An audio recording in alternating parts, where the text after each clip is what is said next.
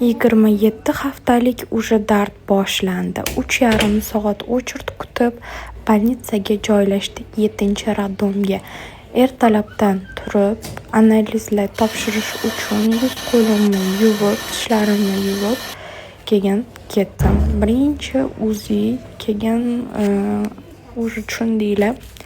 Qaytib keldim. Zavtrakimni oldim yo'ldan.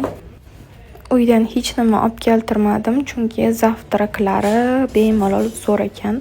Orada lecheniyalarimni oldim, sixvatka boshlandi yana juda ham qattiq og'riq bilan, suv ketish bilan kelgan edim. Zerikmaslik uchun kitoblarimni olgan edim.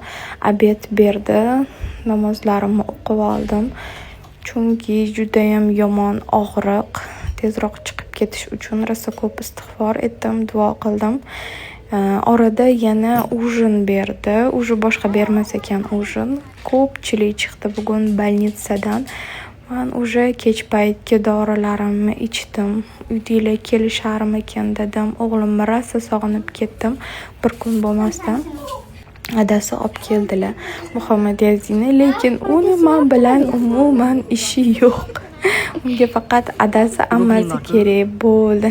Biz maza qilib gapirishib o'tirdik. Ammasi aylantirib keldi Muhammadiyasini. Уже xayrlashdik. Narsalar olib berishibdi. Rahmat, baraka topishsin. Olib, rosa o'zi shirinlik xo'r bo'lib ketyapman. Borgan sari nazokat shunaqa zo'r ovqat qilibdi, somsa, bulyonlar berib yoribdi.